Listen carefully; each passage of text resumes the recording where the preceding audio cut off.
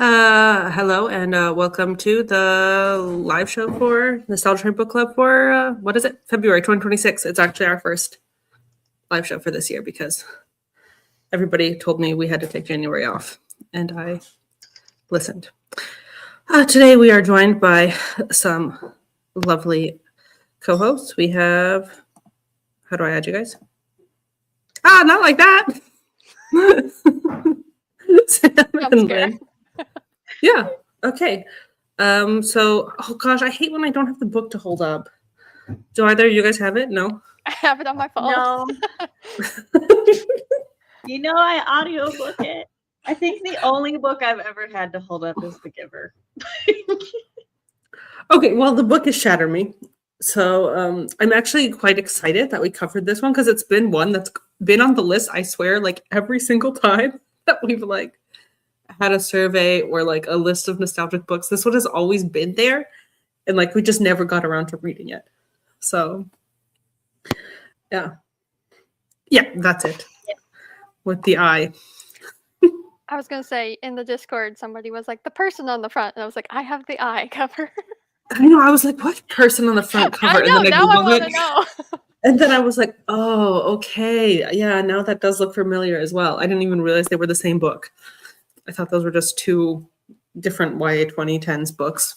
But that's very fair. They do have, like, the covers have distinctively different vibes. Yeah. Yeah, now actually, having read the book, I'm also like, okay, that was a choice for the cover, but okay, whatever. Right? I'm like, So I don't know about you guys. This was definitely my first time reading Shatter Me. It's one of those books I'd always seen the title. I don't know if you can hear my family.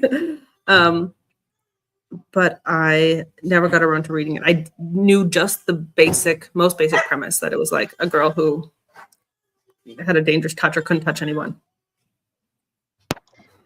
This is my first time reading it. I'm the one who picked it for this month, and I picked it because my oldest likes reading, but like up until last year, he just sort of like if we went in the library or something, it would be like me or his dad directing him to like, oh, well, this cover looks like something you would enjoy and stuff.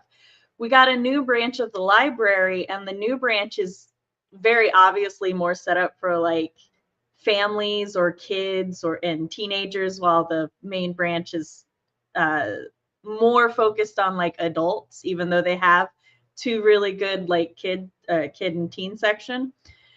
And it was the first book my son has ever been drawn to on his own. He like saw the cover, he picked it up, he read it, he enjoyed it. It has taken him a while to finish it because he's a slow reader like his mama. And he just he put book 2 on hold, and he has book 2 now. So I was like, well, now I must read it. So I was like, oh, the Nostalgia Train Book Club. That's a perfect excuse. And actually, I picked him up from a club yesterday, and I had started the audiobook. And I think, Lynn, you also listened to the audiobook. I don't know how you read it, Violet, but in the audiobook, there are parts where she'll say something, and then you'll hear like the noise of a pen or a pencil across paper, and it sounds like she crossed something out. So when my son got in the car, I was like, hey, you read the physical book, are there like words crossed out? And he's like, yeah, there are. He's like, there's like a whole page that's just crossed out. And so like I played part of the audiobook for him, and he was like, oh, that's really cool. So that's my experience with the book, and I'll hold opinions and stuff after Lynn shares hers. Yeah, so was it the eye cover that yes. He saw? Okay. I remember seeing the cover, but I had never read it. And unlike Violet, I didn't know anything about it. So I hadn't heard the premise. I just remember like seeing it everywhere and hearing that author's name. But for some reason, I don't know if the timing wasn't right for maybe my age. I'm not sure. When did it come out? Do we know that? 2011, I think. Okay. I read the ebook from Libby, actually. That's why I knew what percent I was at, not the audiobook. So I got to see the crossed out parts. Okay. So that's interesting.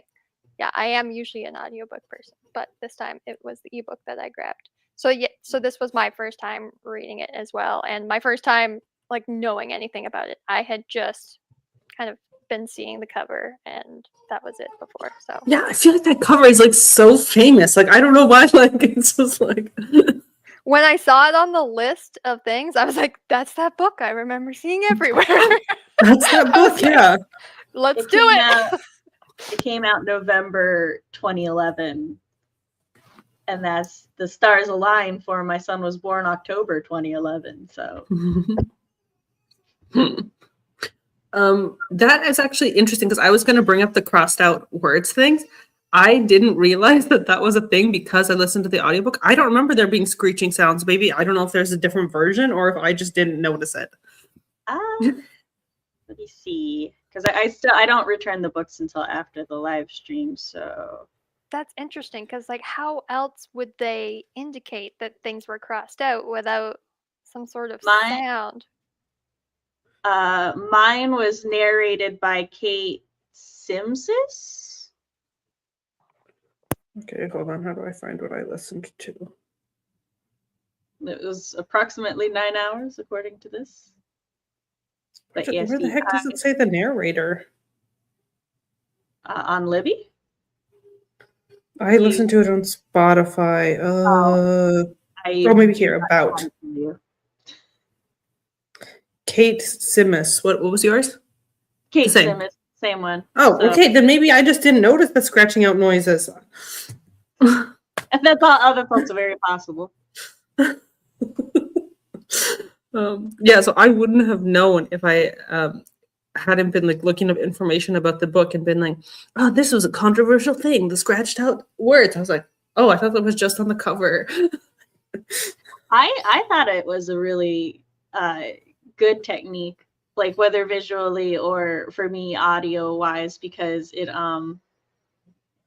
it shows, I think, well, for me processing wise, I liked it better conceptually audio because she would say her thought and then you'd hear the like scribble or the scratch, so you'd know that like she was changing her thought. And then she'd kind of repeat the thought with a slight change or something. That's there was the part that I shared with my son happened to be a part where she was talking about herself and then she was like, something scratch, someone like me. So okay. That. Yeah, sometimes it was the whole sentence and then she did like a new sentence, and sometimes it was just a word. But sometimes it was like a whole paragraph of sentences. Yeah, and when I got to the one that's a whole page, it's her just saying, "I'm not insane," and I would be interested to compare a physical copy of that because I know in the audiobook she kept changing the inflection or the way that she said each sentence individually, so it didn't feel quite so repetitive. And I know that visually that they could have represented that with like formatting, like italics or bold or. From what I remember, I don't think so. I think it was the same exact sentence over and over and over and over without any They didn't get that creative, Sam. So the audio book narrator took some liberties there to make it more interesting, I guess. But your eyes just kind of like scanned over it because it was all the same thing crossed out from what I remember, unless there were other parts that might have had changes. I want to say that was the only one. At least I think that would have been the only one that was a whole page. So did the audiobook narrator read a message at the beginning that said something? I'd have to check what it said. It said something about the character and like how they were going to be, I guess, presented in the book and like the writing style. No? Was there anything in I there? don't remember that, no. It didn't tell me anything like Interesting. Let's see if I can. But I really enjoyed the prose in the writing style. First person, I think, lends itself extremely well to stream of conscious writing. So yeah, so it's an author's note at the beginning. that says, Mm-hmm. "Dear reader, the strike-throughs in the Shatter Me books are intentional." Can you imagine? As if someone thought, like, this is a mistake. Did you know that all these Yeah, that's why I was like, did your did your audiobook cover this? Because I thought it was really funny. The Mhm. writing in this series is occasionally as erratic as its main character and serves as a visual representation of the chaos in Juliet's mind. There's a bunch Mhm. more, but it's talking about like the repetition and the style of her language and things like that. So it's just like a page, but it really did like set the tone. So that's why I was wondering if your audiobook mentioned something about it. Alas, Yeah, that would have been better to have something. I don't know. I wasn't really a fan of the writing style. I thought it had a lot of like really weird, like metaphorical comparisons, and sometimes they were like really off the wall. Yeah, it says the repetition, the hyperbolic language, the obsession with numbers, which I don't really remember. These are Oh not. yeah, because she would say things like, "There's like 15,000 ants that crawling up me," or like random things Yeah, like one hand and yeah. Okay, I "Eternity do is a remember clock that. falling on the floor. This is the puddle of 1,000 drops of like." It was like what? These are not errors on the page. As our heroine Okay, grows and evolves, so too does the prose. And as she finds her voice, the strike-throughs disappear, the language softens, the repetition dissolves, and the numerals ease into written words. This is ultimately a story of change. Thank you so much for reading. I don't know if she's that referring to the whole changes series. that changes my opinion so much I'm because so I sorry. just I thought could have like posted that in the Discord. I thought I that was thought really like interesting. okay, like well, this So you writing guys were style is thrown in so off the kooky. deep end, and I was prepared. Sorry. Okay, so she just wasn't doing all those random metaphors, just like trying to be okay. Yeah, it was supposed to represent that, she was kind of insane. But I don't Well, think it improved over the arc of the book. I was like, she must be talking about the series. Yeah, Because I I feel was like Yeah. it was talking still, about the series because yeah, the characters didn't have a moment of rest or respite until they got to the place. yeah. It could be because I also read and watch a lot of horror, but I feel like having that disclaimer wouldn't have changed anything for me because I like picked up on that very quickly. See, I wondered if she was doing it intentionally, and then I thought, oh no, this is just like 2010s, like melodrama, like edgy, cool writing or something. That's what I thought it was.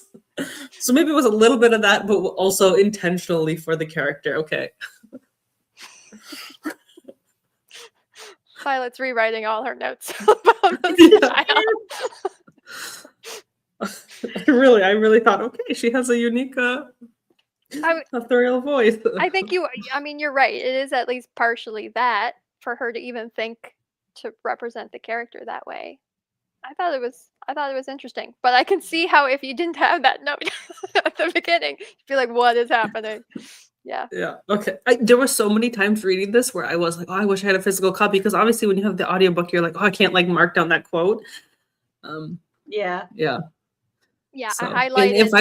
if I would have started it earlier in the month, I just started it the last couple of days, I would have picked up a physical copy as well. Yeah, I highlighted a lot of things that we can talk about. Oh, do you have any to share? Any of the funny things? Not necessarily. I don't think they're funny. They're more like what I think were hints of what's gonna happen, and Oh, I yeah, thought it was I gonna happen in this book, and then it didn't. So now I'm like, okay, well maybe it's in book 2. So, I think very heavy-handed hints, but I can't confirm because I don't know if that is actually what's gonna happen. Do you guys know at all? Do you have any any No, idea what I'm not at referring all. to? So I Okay. would No. completely love to theory craft with you. Do we want to do that now or in a more spoilery section? Oh, actually I have a spoilers banner. I never put it up. Yeah, we should Do you want to give talk like about overall? the evergreen banners first. Okay, let's just talk generally about the plot real quick. Okay. And the pacing. How would we describe this plot? We start with our main Very character. coming from a comic book manga background, very Mm, standard X-Men plot yeah. line. Very standard dystopian. Oh, we have powers now. We have quirks. We have abilities. We're mutants. Like very for me, which is also part of why like the narrative and the prose. I was like, oh, I've been here before. I've been I here. didn't even know picking this up. I didn't even know this was dystopian. I was like, is this a fantasy book? I don't know. Neither did. I don't think any of us really knew. Like you knew the most out of the three of us. Yeah, I did. going I into knew this. nothing, and I was like, "Oh no, this is depressing. This is not what I need right now." I was like, Yeah, then pretty quickly you get, oh, okay, this is okay, we're in a I was just- dystopian, okay. There were several parts of the book where like I'm listening to it and stuff, and I'm like, this is what my 14-year-old found really interesting. I was like that, or I'd be like, I wonder if this is why he said he wants to finish reading it from the library, but he doesn't want to own it. So, as far as like I said, the plot felt very like standard of that genre or niche of interest for me. So I was fine with it. It felt a little fast, but not in a way that I disliked. I was just like, oh, okay, we're not lingering. Like how quickly they got out of the asylum. I was like, oh, we're leaving already. Oh, Yeah, I thought that would be the end of the book. So I also thought, oh, this is fast paced.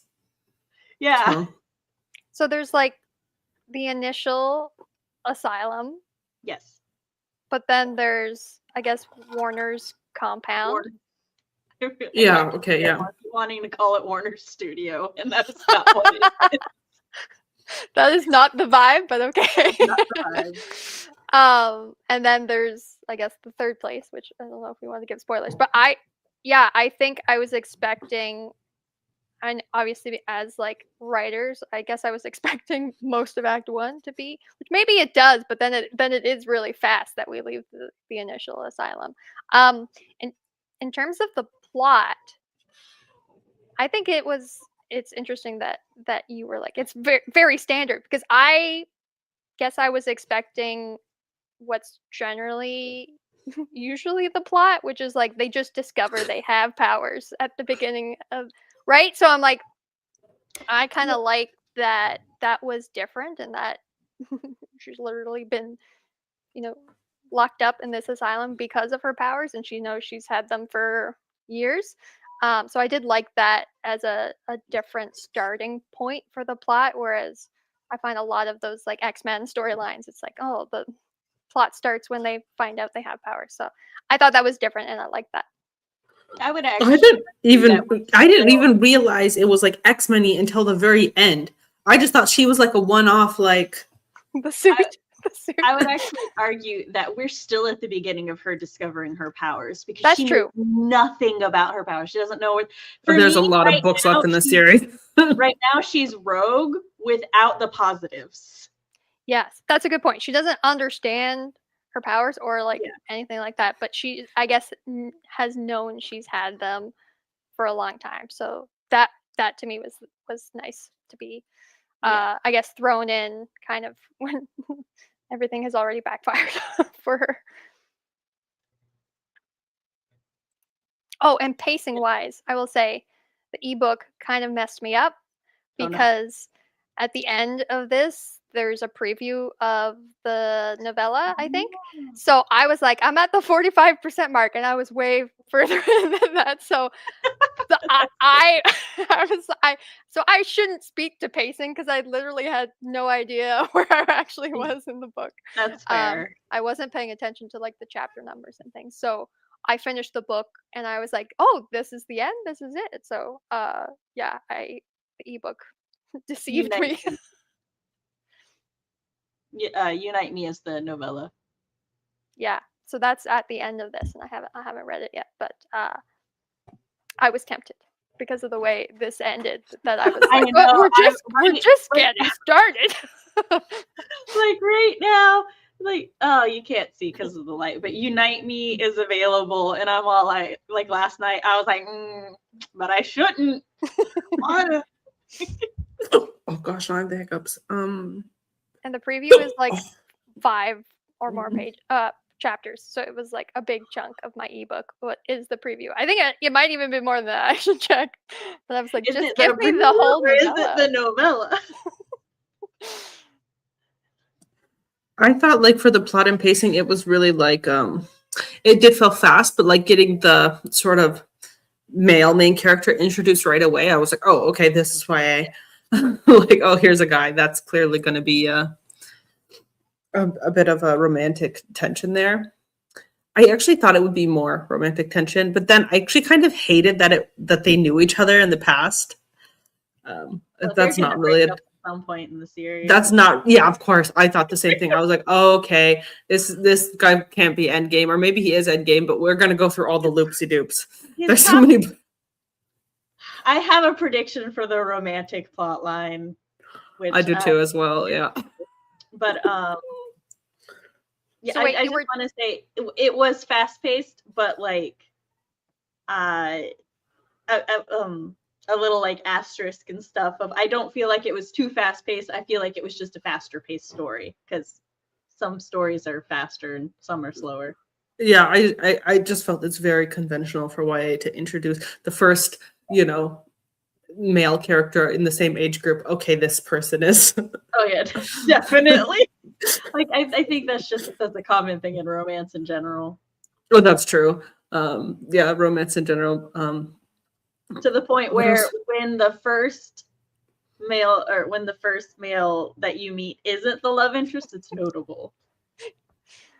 It's confusing, I think. Like your expectations are that they're going to be the love interest. Exactly. I'll be like, you don't feel like the love interest. Hold up. Yeah, but like I said, I wasn't a fan that they knew each other, and then it was like, oh, I recognize him. We went to school like just 3 years ago. I was like, if I ran into somebody I went to school with 20 years ago, I would recognize them. I don't know, like, how different did he look? Like, I don't know. And then, yeah, and then he thought she didn't remember that. Yeah, that was just weird for me. The whole, oh, we didn't remember each other, but it's only 3 years ago. No, she remembered him the whole time. Yeah, but the fact that they both thought that each other didn't remember them, that's the part that felt really unbelievable to me. Like, wouldn't you be like, oh, hey, Juliet? Like, there's a lot of people I went to school with that they knew who I was, and I was like, hey, you. Yeah, at least, hey, you. Yeah, I think at first I thought, is it Adam? Literally just finished the book. The names are gone. Adam. Okay. At first I thought maybe Adam was pretending not to know her because of Warner, but then he said like that's why Warner sent him, and I was like, okay, then that was weird. And I thought they could have played into like her maybe thinking she was hallucinating, but it was Adam. Which maybe Yes, that would have been better. But I just feel like they could have leaned into She that. did briefly like, mention that. Yeah, I think it was mentioned briefly, but I think they could have leaned into that to been like, it's probably not him. It's probably just my mind. But yeah, I think you're right. It was it was done a little weird, but also it wouldn't have worked if they had just met because they're like, they're loving each other. I just don't know. I don't know why she did that. They had seen each other 3 years ago when they were 14. She said, I was like, why couldn't it have been like when they were young kids, like 10 or something? Then it'd be a little more believable, like pre-puberty. I don't know that they had gone to school together the whole time. Yeah, that it just suspended my disbelief a little bit. I couldn't completely suspend. I think too. She could have said, maybe he had like long hair. Then I don't know. Like there could have been more explanations for why she wasn't sure, or I felt like the idea that the world imploded and they were suddenly dealing with an apocalypse was a perfectly reasonable explanation for why you might not recognize someone you went to school with 3 years ago. Okay, the fact that she be me. The fact that she was she in the asylum for those 3 years? Yes. Yeah, see that to me. She's been in the asylum because she's been in the asylum longer than the world has been dystopian, because she doesn't know about any of the changes. And Oh, Right, that's you're- true. Yeah.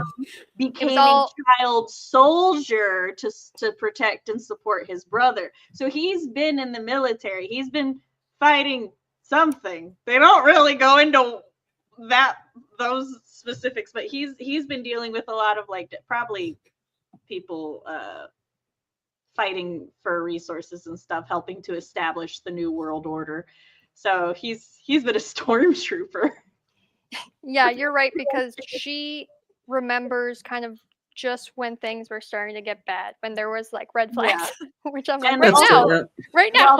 While there are those of us who have in fact not aged in 80 years, there are people who, especially during puberty, go through drastic physical changes. And she mentions that Adam has essentially become a beefcake. Yeah.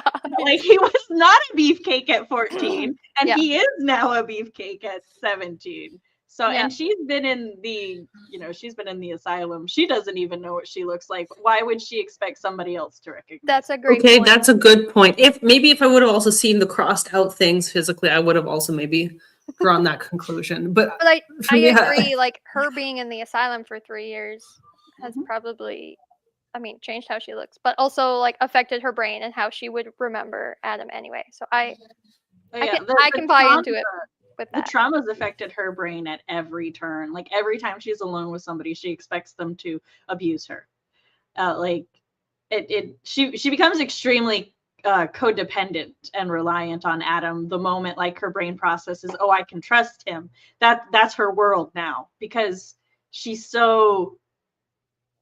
so traumatized. Like, she can't even trust herself because of the way that the little boy died. So yeah. Yeah. And on the note about pacing, I do think the fact that we're kind of like in stress most of the book, I think, Constant survival mode. yeah, I think that makes the pacing like feel faster, I guess, in terms of like not being too slow. I was just thinking like every time I was like, okay, I'm not stressed reading this anymore, and then something stressful happens again, and I'm like, no. Yeah. So I think that like just I was stressed reading it, and I feel like the stressful plot then affected the pacing to like feel fast. Maybe I don't know. Yeah. I just wanted to put up the dystopia banner because it kind of got brought up talking about, okay, the hints were there right before she went in, and him being like a soldier. Like, I felt like that we're kind of touching some tropes here. Yeah. Yep. I also didn't know it was dystopian before I opened it. Like I said, I was not expecting to be stressed reading this, and I was. We don't really get a lot of details, like Sam said. We don't get a lot of details about the actual dystopian setting. We're like, which for me was really interesting, and I kind of like, I really liked that aspect of it, because usually when you read a dystopian, and particularly one of the reasons I don't gel with dystopians is because it's always like you get it from the perspective of somebody who's barely surviving, and like you're thrust into the bleak nitty gritty of the world, and you're given like the worst of the worst with like no hope or anything. And then the plot like goes one of two ways: either humanity finds hope again, or there is no hope and you just hope the main characters survive to the end. But instead, we're behind the lines of the elite. We're in the cushy, comfortable section of the dystopian. Like, we're in the capital of the Hunger Games. We're in the like, oh, fuck, what was it, like the science lab place for Divergent. It's basically the people that the main character always has to fight against or rebel against. Like, we're there from the beginning, and that can make it feel very disconnected from the actual dystopian thing. Yeah, I think that's exactly right. And it's not until we leave Warner Studio compound that we kind of start to see what the world is like out there. I think think there that- there were a lot of, kind of hints and at one point I think Adam is asking her like, did she hear about this thing that was happening and all that stuff. So like I'd have to go back and be like, okay, what did he say was happening out there? But off the top of my head, I'm like, I don't really remember. It's not good out Yeah, there. as the reader, we don't never get a full picture really of what's. Yeah. which I think is because neither does. Oh my god, I'm blanking on her name. Juliet. Thank you, Julia. First person books always fuck me up for that. I always forget the main character's name. Yeah. So Julia, like I think it's good in a way because we're given what the main character is, and then so as she starts seeing things, we're seeing things. So for readers who are generally kept into POV bias, so like it can be more immersive for them and they slowly get the things. But I also think it's a little bit of a hindrance because the stakes could feel lower than they really are. I'm very much a background reader, so I don't tend to be in the POV bias a lot, but even then, I still don't have a whole lot of information about what's going on in the background. Like we know that the young and the elderly are being kept together and they're being given food rations that are not necessarily nutritious but are filling. Oh yeah, and how they said that they had to eat the rations. I was like, oh, that's a red flag. Because I thought they were going to say, oh, they have to eat all the rations, otherwise they think you don't need it and they stop giving it. It was like, no, you have to eat it. And then it was just like, I was like, oh, is this like some sort of like poisoning or manipulation, like something is in the food? That was like a red flag. But again, we didn't really go into it, so I don't know. It's also a red Yeah, flag. like I know. Are they keeping them in the nuclear waste zone? Why is this the street they decided to put the children on? I was like, See, what is maybe happening? this goes into the theory crafting, but maybe they're experimenting on them and the stuff in the food is supposed to like help them build up a resistance to the nuclear or something. Or like in The Giver, they were supposed to take medicine every day and the medicine essentially repressed their sex drives and made them more complicit. So it's like, is it something like that? I don't know. I feel like this never happened where there's nobody who's continued on in the series. Like if we're like a blind leading the blind right now. Anything. We have never been so far. I like that. It's great. We can theorize. No, and so we don't get a hint of like where are all the adults then? Did we? Oh, they're either in the army. Yeah, that's what I assume, that most of the able-bodied were taken for military and or population preservation reasons. There's something mentioned about how they're like forcing farmers to like keep farming. Yeah, like they've got farmers in secret compounds and they're forcing them to make the good, like to take care of the animals and stuff, and just telling the general populace, we have no meat. We are not I forgot about that. Right. Again, yeah, there was stuff there, but it was all sprinkled in.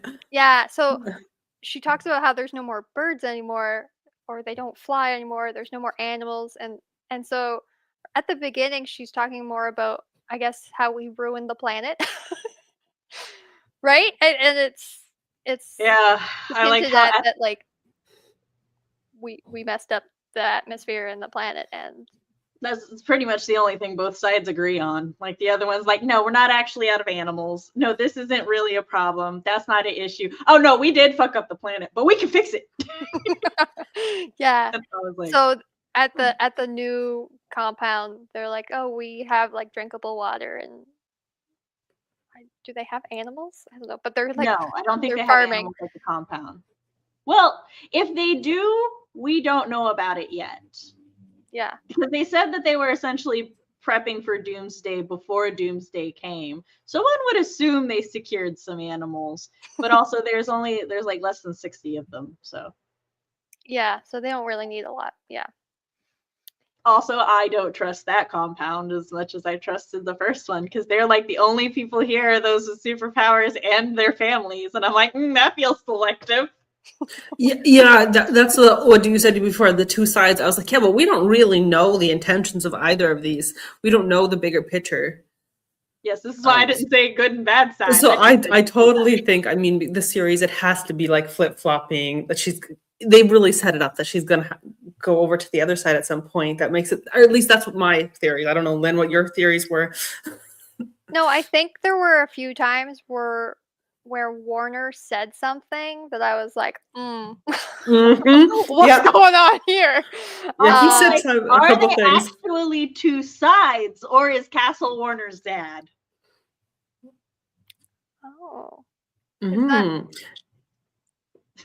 Interesting. Castle is the new compound guy. Is that? Yes. Yeah. Okay, again, me and the names. Sorry, I 100% expected Castle to actually be Adam. And then it was like, oh wait, no, it's actually somebody else. I kind of hated that because they kept saying when we talk to him, wait till we talk to him. Oh, I hate that. Oh, everything will be explained later. I hate that. That's as a reader, and they Adam's like, Kenji, you motherfucker, lying to me, and Kenji's like, looking at me, bro.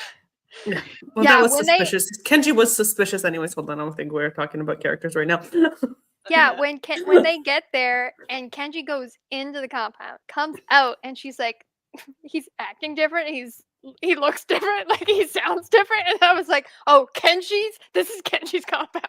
Like that's what I assumed. I was like, oh, he was like, especially the other character. I think it's the doctor. Is like you didn't tell them where you were taking them. Like, and she says, oh, he said he knew somewhere that could help me, and he kind of like laughs, and I'm like, okay, this is Kenji's whole setup.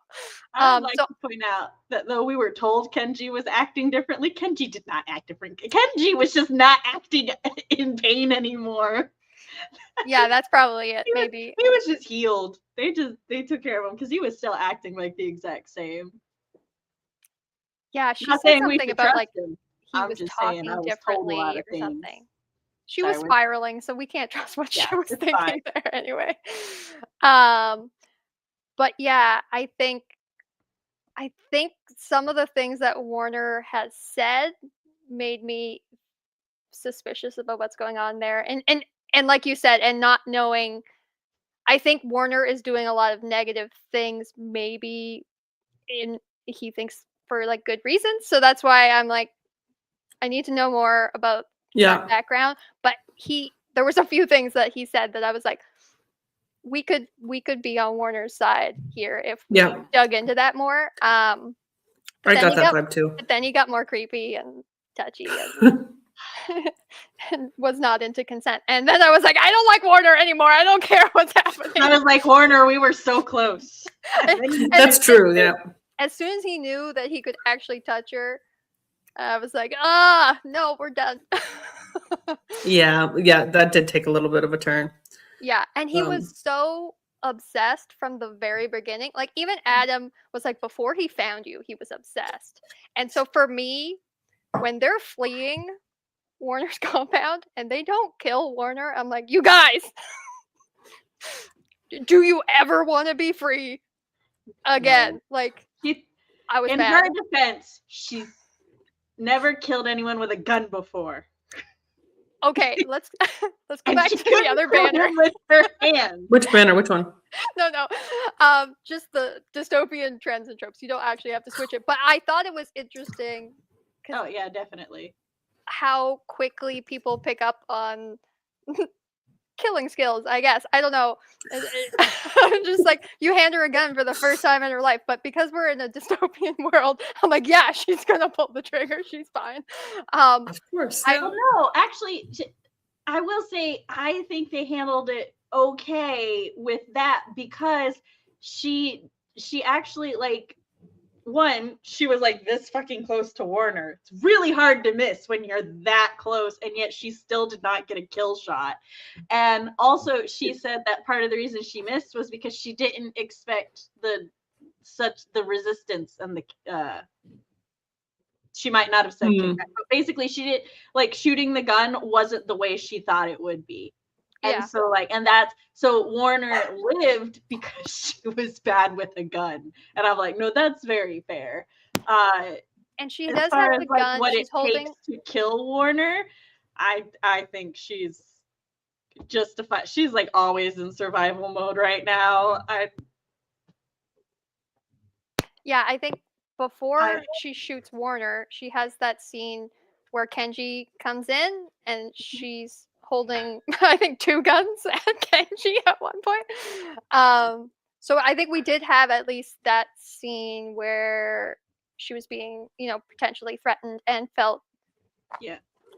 Comfortable enough holding the gun. I think there is some parts there where she's like, I don't really know what I'm doing.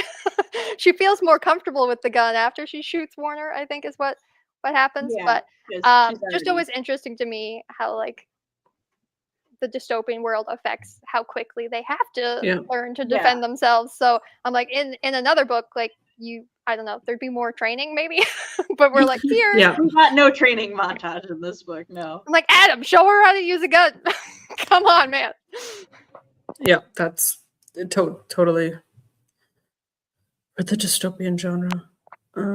I did. I was thinking themes, symbols, motifs about how at the beginning we talked about the covers and about the eye.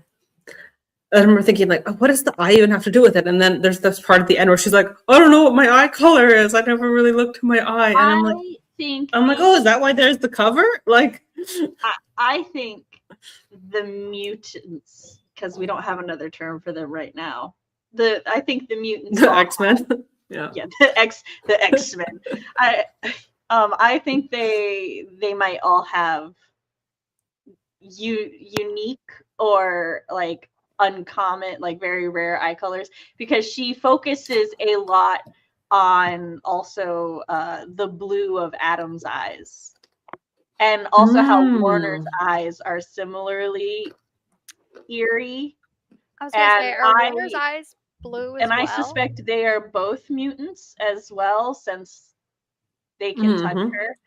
I think that their powers are going to be drastically different, and that goes into the theory crafting of the romance plotline, though. So, and she says she's not sure if they're blue or green for her eyes, so they could be blue. I don't remember if Warner's eyes are blue, but that's interesting. The eye on the cover is blue, so maybe does everyone with blue eyes have powers? Yeah, I thought that was interesting too. All the open eyes on the covers are a shade of blue or green. Okay. Not blue-green. Very distinctly blue or green, but... Okay. Yeah, that's interesting. There's so many unanswered questions. I have green eyes. I also have green eyes. I'm just boring brown. She can't come into the clubhouse. I'm sorry, even though our shirts match. I noticed that. Yeah, I don't know. I just thought that was interesting because so much during the book I was like, wait, why isn't it an eye? Because I was gonna make that the emoji because of the cover. I kept waiting for her powers to be nature-based, because the eye on this cover has what looks like trees growing out of it. Oh yeah, trees and like a little waterfall coming off of it. Yeah, that's exactly what I was gonna say. I kept waiting for her to... I didn't know how they were gonna connect Mother Nature into draining people's life, but I was waiting. Hold on, I gotta pull up the cover myself. And there's birds flying above the trees on it too. I need to zoom in on this. Oh, there are. Is there? Now, what does that have to do with it? There's a bird in the eye reflection too. Oh, that's really cool. So there is, yes. But yeah, all of that. I mean, other than the bird, I guess doesn't mean anything to us yet. be interesting if Maybe one that day. actually means something later on that we'll figure out. Like, I don't know how any of it's connected, but I love how the eyelashes change for every cover. Well, look, like we all said, hey, none of us knew this book, but we all knew that cover. So It's a they were very onto distinct something. cover. It's working for them. Yeah. Yeah, so the bird, I guess symbol throughout Yeah. is It's freedom. yeah, Freedom obviously for sure. freedom. When she's looking out the window and she's kind of waiting for the bird to fly by that she's been dreaming about. I did really like that they were both dreaming about it. That's cool. What does it mean? They were He is supposed to the find each bird. other. He is the bird. Well, she stopped dreaming of the bird Yeah. after he got to the asylum. So he is the bird. Yeah. So I like that. Again, does that mean something else that we're gonna find out about? Like Means they're gonna break up. If you love it, set it free. the bird will die. I don't know. Yeah. But bird's definitely a motif. Simple. Consent. Consent for sure. Oh, You yeah, know what? I actually thought that they were going to go more into this not touching thing. I actually thought that was going to be, I don't know. It just felt like it got overshadowed, I think, by some of the other dystopian, and at the end, getting all the other X-Men. I was like, oh, I feel like we didn't really get to focus on this as much as I thought we were going to get to. See, that's And because that's he could touch her, the one thing I was expecting was like pining of, oh, we can't touch, and like, oh, we didn't get that. I was like, what? He touched her right away. That is part of one of we didn't know. That's part of one of the reasons I'm like, I don't know about this romance, because I'm like, is she into him, or is she that touch starved? Yeah, that's what I thought too. I was like, oh my True. gosh. I don't know. It was just different than I expected, and I expected something else to be done with I that. do not condone nor support Warner, but like she was surprised at herself for being a little into it. So I'm like, girl, you need to reassess everything. And Warner, when he's trying to like win her over, I think when they're about to escape, he's kind of saying all this stuff to try to make her change her mind. And I'm like, he should have used that. He should have been like, he's just the only man you can touch. You're not in love with him. You're like, you can touch him? That's the only reason you want to be. I love you, even though we can't touch. I really thought that was going to be a bigger focus on the plot. But yeah, it's strange that like right away. I think it will. Okay, I'm gonna go into my theory a little bit. I think it's gonna be an important part later, and I think it's ultimately gonna be the reason she and Adam break up. Because so Adam and Warner are the only two that can touch her, but seemingly nobody's abilities work the same, right? So like, my theory is going off of my X-Men experience. My theory is that Adam is going to have some sort of neutralizing ability or something, but like it has its limits. So ultimately she's still going to hurt him, or she's going to hurt him at some point. And then she's going to realize, oh, no, he and I, like, we're not as compatible as we thought because I can hurt him. But Warner's ability is going to be something more akin to like Gambit, where like he can take it essentially. So it's gonna lead them to be more compatible, because like Gambit and Rogue can like make out and stuff because essentially she drains energy and he produces energy.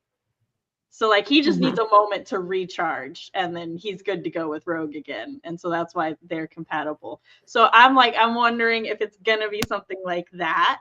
I don't know if I think she would go back to Warner's side. That all depends on like what's actually going on with Castle and stuff. But that is my theory, that the way the powers work. Oh, I think she's definitely going back. We have how many books left in this series? 5. I feel like when you have a long book series, there's almost like a checklist of like plot points that will happen or like tropes.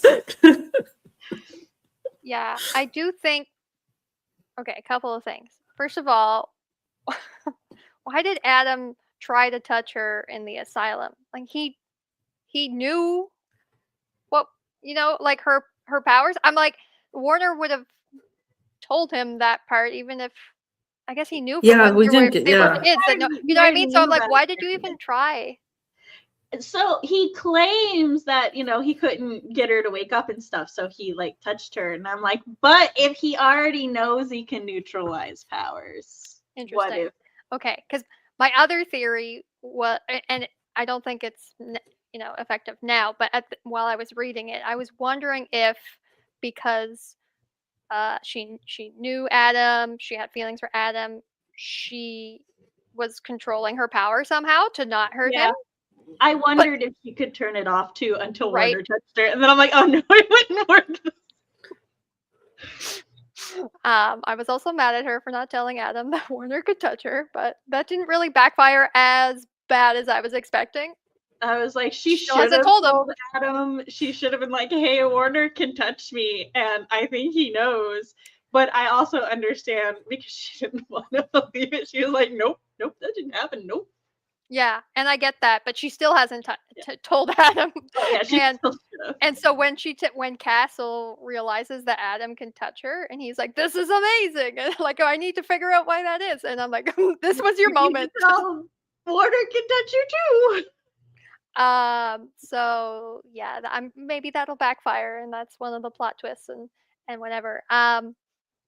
For Adam, in terms of powers, okay, what I highlighted, which is my theory, is that there are a lot of references to Adam being hot, temperature wise.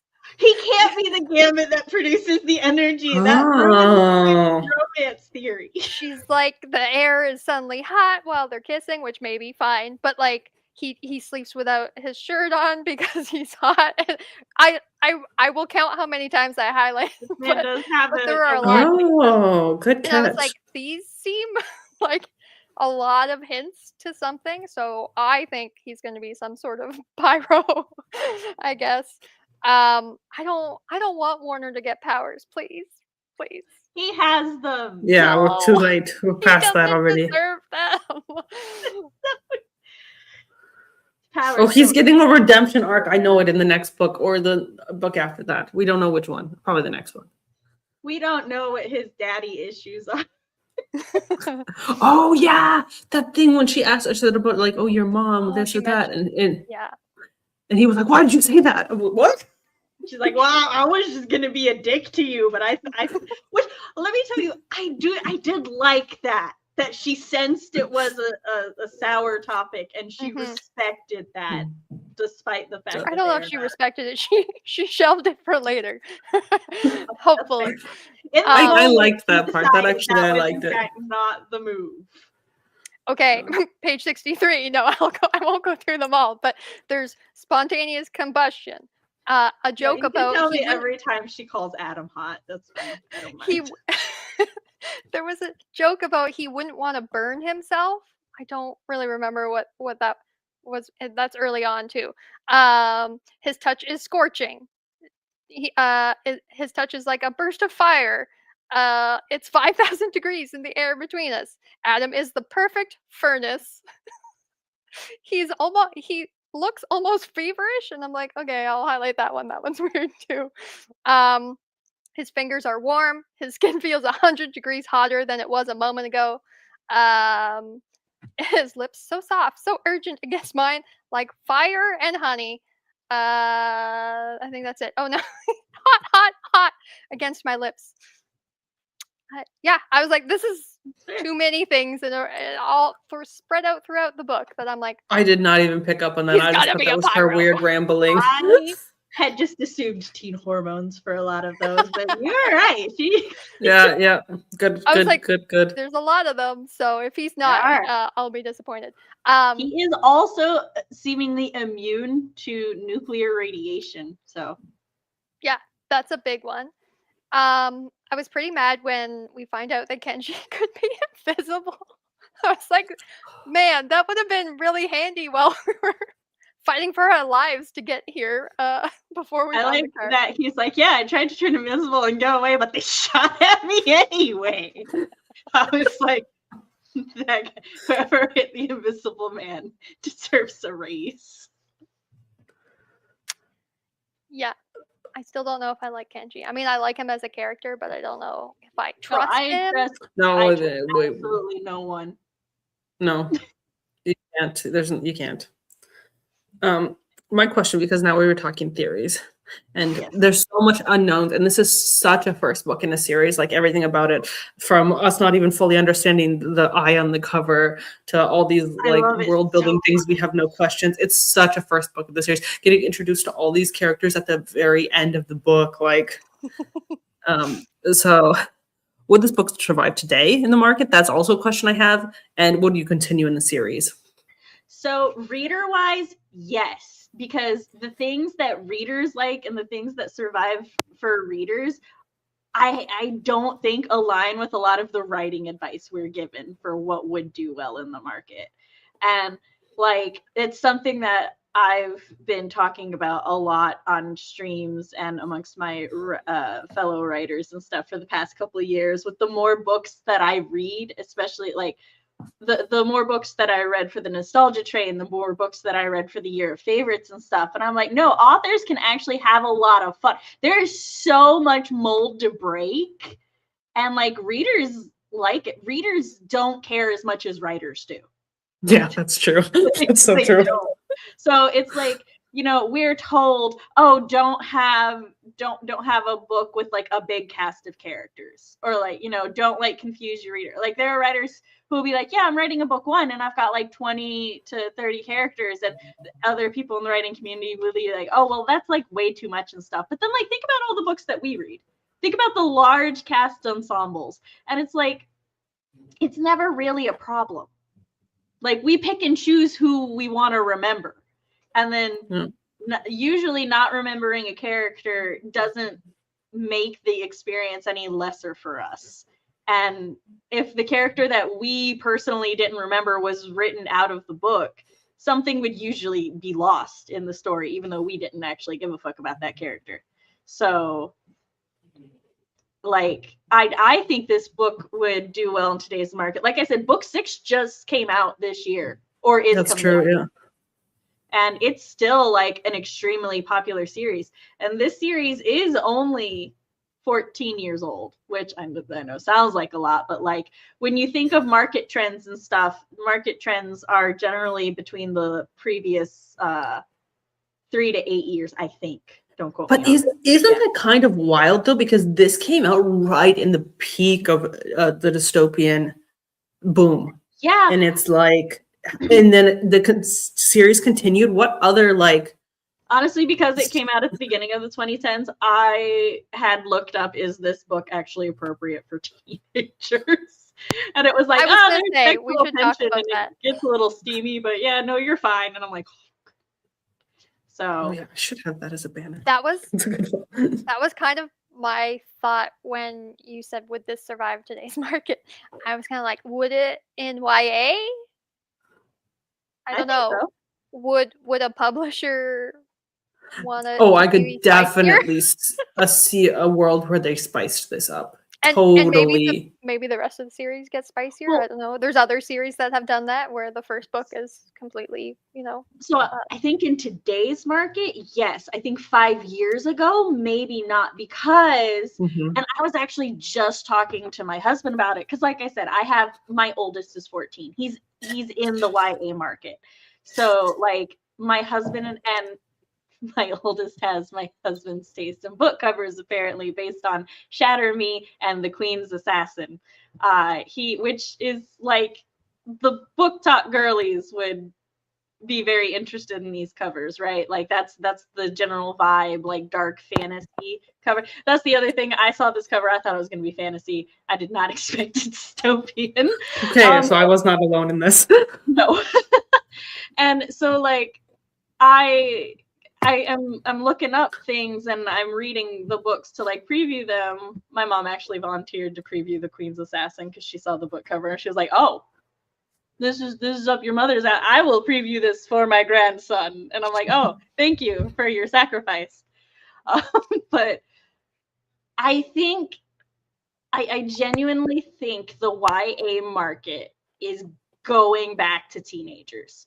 I think that the fights that parents, readers, and writers have been having with publishing for adult books to be labeled adult and for the YA category to be for teenagers is I think it is being reclaimed in a way. Like Sarah J. Maas books, they're not in the YA. They are not marketed as YA anymore on her website and everything. They are labeled adult. ACOTAR is in the adult section of libraries now. And that's the one I was thinking of in particular, where the first book was more considered YA, and then it went off the rails after that. ACOTAR definitely came out during that boom where like authors were writing adult novels and publishers were just de-aging them to take advantage of all of the grown women who were buying YA and stuff. Yeah. But like based on a lot of the books coming out now and based on how at least my local bookstores and libraries are shelving things, I really think that YA is being geared more towards teens again. And like, yeah, there was a lot of sexual tension in this and there were some like, you know, making out and stuff, but it's what I would consider age appropriate for a teenager. Yeah, I would too. Like I said, I wish actually that it was more pining, more, oh, I wish we could touch on this. That's what I was wanting with this premise of, oh, her touch is deadly. I feel it lacks nuance between the romantic interest and the physical interest, and you know, like we were talking about the touch starved stuff. But that's also one of those things where, like, as far as teenagers go, that's just, I feel parents should be a little proactive in teaching their kids things and making sure that they read a wide variety. Or like, you know, my son's really interested in the series, so now I'm reading the series so we can have discussions about it, so that like I can be like, yeah, you know, but also keep these things in mind, and definitely don't want him to think that the makeout scene between her and Warner is at all consensual. Like it is not. Even though physically she was a little into it, that doesn't make it consensual. That doesn't make it okay. Like, hopefully her shooting him makes that clear. One can hope, but I still feel it's important. There was a moment there where she did seem into it, though. That like, I don't know. Well, it's straight up said in the narrative. She was like, I was surprised at how good like she says something along the lines of just like, I was surprised at how I tell you guys, a redemption arc is coming. Don't do it. Also, once Kenji's face is healed, she was like, oh, he is attractive. Right? I was like, this girl's just discovering her hormones. She's just discovering that. That's true. That's true. She's 17? Yeah. Right? Yeah, and she's been in the asylum since 14. So. Yeah, I don't blame her. Yeah, I think that's where my head went when you said, like, would it survive in today's market? I'm like, would the publisher have aged that up to make it spicier? I do think, like, to your point, Violet, it would have been nice if he didn't find out he could touch her right away. There would have been a lot more, I guess, lead up and pining. But I was like, there's a lot of touching. There's a lot of touching. Yeah. But it made sense for the plot too, like that she would want to be making out, and that. So I was like, eh. Yeah, it was like steamy light. It was definitely like. Yeah, and the fact that she like had already known Adam and I guess had a crush on him before, right? So I was like, those things kind of. Yeah, maybe that is why she did that. I was wondering why did they have to like. I think otherwise it would have been more like, you've been touch starved, you've just met this man. So I think that helped a little bit, but that's exactly where my brain was. I was like, would it survive in today's market as a YA? To Sam's point about like, hold on, I would like to, before you answer. Yep. Surviving today's market and would a publisher publish it are not the same question. That's true. Yeah, because I keep hearing that dystopian is coming back, but I don't know if I've seen it yet, but I keep hearing it. So Dystopian is too much like real life right now, so I'm like, no, Yeah. thanks. No thanks. Oh, But sorry. isn't that how the dystopian boomed in the first place? Was things being kind of shitty, and then yeah. Well, and I think this is like, from what we know, environmental dystopian Yeah, too. this was from what we know, this is very much We did this environmental to stuff. ourselves. Yeah. I saw this thing about something like why do millennials care so much about the environment? And I was like, because all our cartoons shoved it in our face. Captain Planet, like we are aware. we could not avoid it. And that's kind of what this reminded me a little bit. So for the second part, though, would you continue in the series? Oh, I'm definitely continuing the series. It was only for this stream. I did not get 1.5 already. Also, this is my year of finishing series. So you're gonna read all of them? Is that what you're saying? Yeah, I believe. I am believe you. only held back by the holds of my library, by my library's whims. Yeah, that's true. I've already finished several series this year, so when you are migrained and dealing with a bunch of things, you just lay in bed sometimes, and the book is all you have. Yes, I'm definitely interested to keep reading.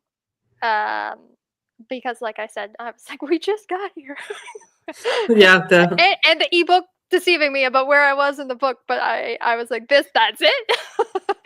I was like, oh god, it's so quickly. Yeah, so I am curious to see how X-Men like this is gonna become. Yeah, that's one of the things I always love when it's something that like fits within a niche but also has its own take on things. I'm like, I need to see how you're gonna handle the regular tropes and trends, if you're gonna handle, or if you're just gonna throw them out the window. Well, I think what I decided is I'm definitely not going to continue in the series. I'm just going to probably read the spoilers because I want to know.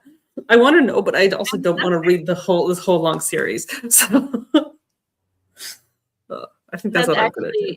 That is advice I gave my children recently, because one of them just seemed to not be enjoying a book, and I'm like, you don't have to finish it. And they were like, I don't have to finish it. I'm like, no. And they were like, but I want to know what happens. I'm like, look, I am the same way. Google it. I'm like, if you don't want to finish it, but you want to know what happens, just look it up. I know. I literally just gave that same advice to some friends. Like, oh, that's a great book. I love it. You could also just watch the movie. It took me like 30 years to, and I'm still not okay. Like, I still can't bring myself to not finish a book. I've gotten to where if I'm not into a series, I'll just look up what happens in the rest of the series. But I'm like, I started this book. I'm gonna finish it. I deeply regret that for this book. It was a blind date with a book I bought at a local bookstore. Everything was fine, but I had a feeling about the ending, but I was like, there's only 10 pages left. I shouldn't have read the 10 pages. Oh no. I think I find, like, if I fall in love with the characters, then I have to know how it ends, but I also want to know how we got there. So yes. But the character in Book Lovers by Emily Henry reads the ending of books before she picks them up. And I was like, that's not a bad idea, actually. That's what my mom does. If the beginning of a book is really, really slow, she'll or if she's just not that interested yet, she'll skip to the ending to see if she likes the ending. And if she likes the ending, she'll continue the book. And I'm like, mother, I was so scandalized as a preteen when I learned that she did that. I was like, what? I'm so anti-spoilers. I don't think I could handle it. I am as well. I. And I don't even really I didn't read the description of this before I started it. I was just like, blind books with a date are great for me because that is as much information as I want when I go into a book. Just genre in the title, maybe. Yeah. So when Sam was talking about the YA I guess like coming back to actually Category. Yeah. being YA. I don't know. I hope that will happen, but I don't know if Mhm. it can happen until the new adult is actually a real label that everybody is, I guess, agreeing on. That's what I guess worries me. But I'm all for YA going back to actually young adults and us Yeah, having I agree. its A own lot of, section. I think at the moment what they're doing with the new adult is it's just like just put it in adult, Yeah. and because I feel like what they're doing is they're just making a new genre called romantasy and putting everything there, um, which is not Yeah. true because there can be things new adult that aren't in this genre. But also, I feel like romantasy is also very. well, This is romantasy just. is a genre, not a Is category. it though? Is it, or is it just fantasy novels written by women? Because it sometimes seems like that. No. Okay. So I was really happy when the romantasy genre, like, because that term has actually been around for almost a decade, I think. And I was happy when it came into the mainstream because here's the thing. Fantasy readers are going to expect a certain level of world building and a certain level of focus on the plot versus character and stuff. There's a lot that fantasy readers expect out of the fantasy genre. Romance readers expect more of a focus on the characters, the relationship dynamics between both the romance and the other characters and stuff. There's a lot more, like, the storytelling of these two genres is actually like the focus that reader expectations are is very different. Romantasy genre, like, yes, most if not all are currently written by women, but they also do not adhere to the expectations of fantasy readers or romance readers. Like, you have That's fantasy true. books with romances in them. That's And true. you But have romances that take place in fantasy, but romantasy have more of a focus on adventure, have more of a big background plot going on, but they don't focus as much on the world building, and they tend to have softer magic systems than fantasy does. And so it's like, I thought it was really good because people who like romantasy but don't like fantasy, they now know where to go find romance books in the fantasy flavors, right? okay, I hear you. There definitely is a place for it. I don't know. I just think it a little bit sometimes muddies the water because also I think books that are just romance-based fantasies that have a big fantasy, world building and magic systems are getting lumped in with romantasy, and the actual romantasy books are a little bit more edging on erotica. And books that are not erotic getting kind of labeled romantasy is also not great. Well, it's one of those things where it's a marketing term, and Yeah. like that at the end of the day, that's the thing, is it's people have to figure out how to properly apply the marketing term.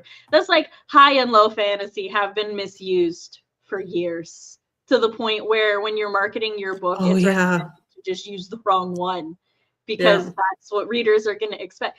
Like, if your story takes place on Earth, but it has a lot of magic and it has a lot of, fantastical races and stuff, it's like, market that as high fantasy. You're not wrong, Sam, because before they had the term romantasy, I feel like a lot of those books got labeled as dark fantasy, and dark fantasy is actually that's supposed Yeah, to be like it's horror fantasy. That's actually a term that's not supposed to be meant for that, but now people started using dark fantasy to be like angsty yeah. fantasy. Like no. And also a lot of times with romantasy books, you'd have hardcore fantasy readers, like people who prefer typically just like epic fantasies or adventure fantasy, or what the unofficial Sam term of old man fantasy, and like that's what they're expecting, and then they go into romantasy. They'd read like the romantasy books, and they'd basically just shit talk. Like, those books would get bad reviews and stuff, not because it's a bad book, not because it adheres to the genre poorly, but just because those were not the target readers. Those were not the readers that this book was intended for. So that's why I'm glad that the romantasy term exists, but yes, it does need to be applied more appropriately. And also because it is a romance genre, despite the fact that romance is unarguably the most successful and lucrative genre of all books throughout history. It has never been knocked from its pedestal that I am aware of. It's still shit talked as the worst genre. Like it's considered like the most lowbrow, the least skillful. Like I had a conversation with another writer who really loved romance and stuff, but she said she would never write a romance because the books that she was interested in writing, she wanted to write things that more handled like harder psychological things. Like she wanted to write about like grief and trauma and stuff. And I'm like, excuse me, have you not read the romance genre? Like half of the books are about healing from your from your hard life, like to the point where you have this like divide between readership and these discussions. Like romance produces discussions about you can't like you don't just fall in love with somebody and heal from your trauma, but there's like also really good books about, you know, significant others being very supportive and helping people heal through their trauma and stuff. So I'm like, the fact that like you say you're a romance reader, but then this is your viewpoint on romance, it's questionable. So sorry, I went on a tangent about romance, but yeah, romance is just No, like, we all went on a tangent.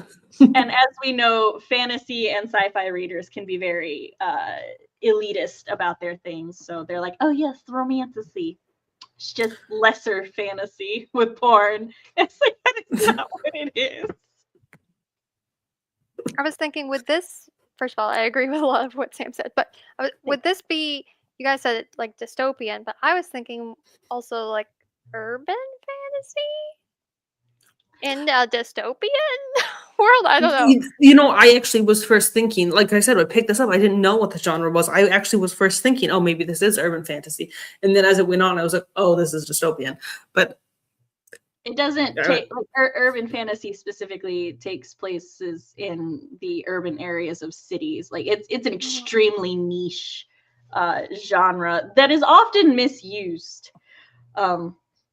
So I wouldn't count this as an urban because it doesn't really take place in a city per se or deal with city issues.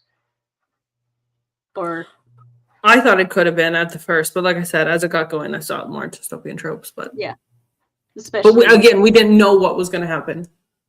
So, and again, I still don't know what's going to happen, but I will spoil it myself. So not right now. I'll do it later.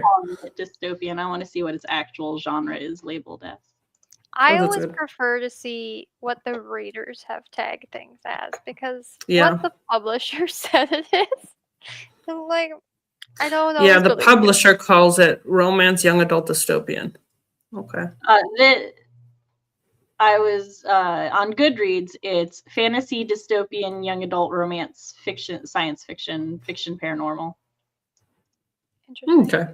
Yeah, because just like paranormal, a lot of paranormal gets labeled as urban fantasy because it's more of a like modern day supernatural feel. So I would agree with paranormal. Yeah, I was thinking like how to include, I guess, like the fantasy element of whatever the powers are going to be in terms of how that works. But yeah, it's like the main difference between fantasy and sci-fi nowadays is how do you explain the whooshy whoosh? Well, and the dystopian part, because when I think of some of the dystopians, I'm like, okay, well that's like a sci-fi dystopian. Yeah. No, but you're not wrong, because the one thing I've heard is like there's only a few really, really like dead genres, and I've heard a lot of people say like you can't have like a true blue superhero book. So I think the fact that this is kind of in a way like superheroes, but they have to disguise it. So maybe that's my thought. Maybe I'm comparing it to Renegades. Oh yeah. And I never read that, but that's why I was thinking urban fantasy. I don't know, but I was like trying to combine Renegade urban is fantasy and dystopian definitely- in my head.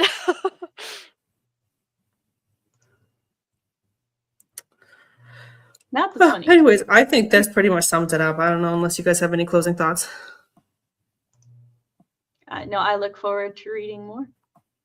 Yeah, Sam and I can continue chatting in the Discord as we continue the series. I don't know. We'll see what happens with Warner. I don't I don't know if I'll read the whole series, depending on what happens with Warner. Yeah, Is the book that just came out the last, or is it still going? no, from what I read, because I did not read a whole lot because I Yeah, 'cause you didn't wanna spoil it. spoilers. But the description says that book 6 is the final installment. So Okay. I presume it is Interesting. Oh, I the thought she's having a new spin-off series. I thought that's what I had read. the spin-off is different. I don't know. It just, like I said, it seemed like a lot of books when I looked it up, and I was like, ah. Well, there are 6 books, but there are several novellas. Hold on. As per my Libby, which may or may not be the most accurate, there is 1, 2, 3, 4, 5, 6, 7, 8. There are 9, including the novellas, because there's a 6.5, a 4.5, and a 1.5.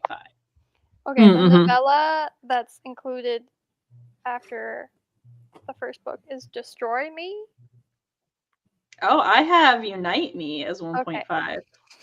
That's just Destroy Me is the one that's in my actual ebook.